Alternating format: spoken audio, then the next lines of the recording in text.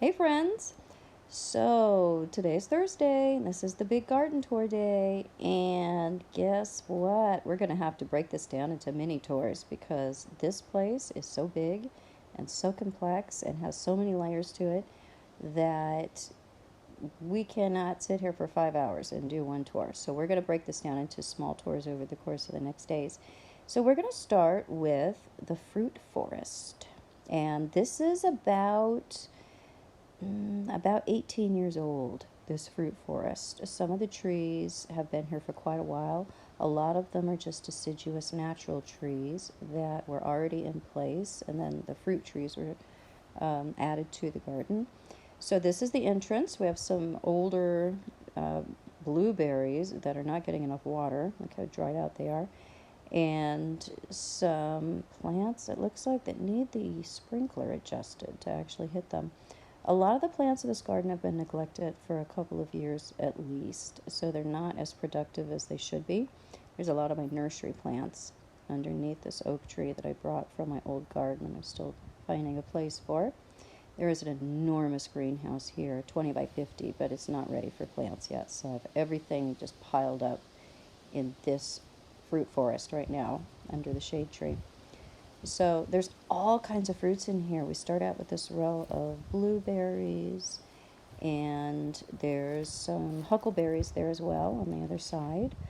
And over on this side we have raspberry, a couple of different kinds of raspberries, thornless raspberries. Thank you, previous owners, for doing that. Sometimes with the thornless types you can sacrifice taste, but I think the variety they have here, I'm familiar with this one, and it's excellent. So we see back here more herbs, all kinds of mixed herbs back here that need a little cleaning up and defining, a lot of time. There aren't any annual herbs in here. This is a perennial herb and fruit garden. Lots of sage, all kinds of sage in this garden. And when we continue back, we can see that huge hose I stretched all the way over from my parents' house. This giant old grape. Look at that on that grape, on that arbor. This is so pretty. When you really look at it up close, you can see how old it is. It is a table grape. I'm not sure the variety, but I will be able to identify it next year when it makes its grapes. And I am super excited to just learn all the details about this garden because it's so new to me. And this grape needs a little pruning.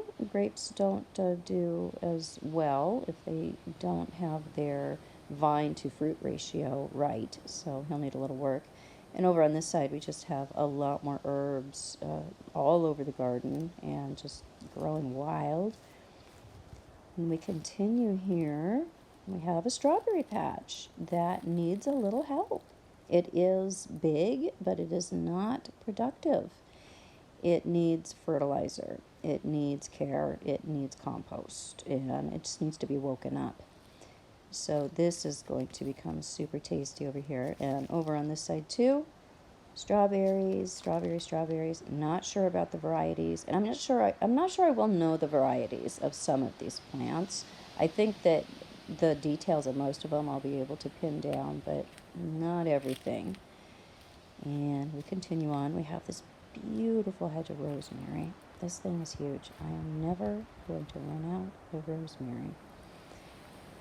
Not sure the variety, but it is an upright variety, which I'm very grateful that they decided on, because I like to make topiaries out of rosemary. These will work for that very well. When we go back here, we've got more sage,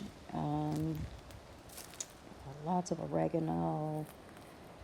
Not sure which variety of oregano, but it is obviously a culinary oregano if it is in this garden. And then back here, this looks like it's an abandoned raspberry trellis. And we've had strawberries fill in all underneath and some kind of herb that I have yet to identify. There's also a lot of lemon balm in this garden as well. Yeah, lots of oregano back here. It's a very, very fragrant garden. And back there in the back, we can see 3 peach trees and an apple right there in the corner. These are all dwarf fruit trees, which I personally would have chosen. So I'm grateful for that. Won't have to be reaching 45 feet in the air. Another apple, baby apple. It definitely needs compost and care and some pruning. This garden is going to become so productive and healthy.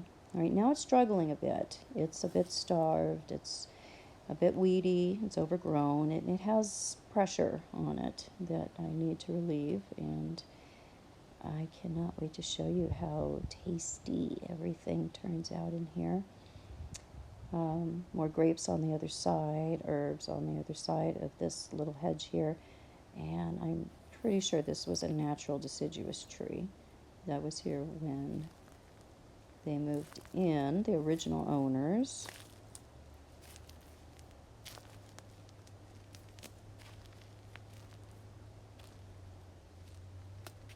So if we continue on down the path, we can see my cottage across the road and lots of stuff in the road that I still have to put away. And if we just go on down here to the right, you can see more berries, heather, more of my nursery plants. And this is under a very, very tall, shady oak that needs to be limbed up. He would appreciate a little bit of help.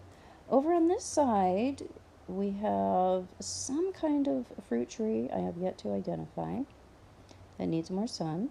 Some kind of vine that's producing a berry as well. I'll have to figure out exactly what is going on there, and he needs a pruning. Over to the left, we have a cherry. And I think this is probably a Bing cherry, but I'm not completely sure. I'll have to wait till next year when he makes his fruit. By his fruit you will know him.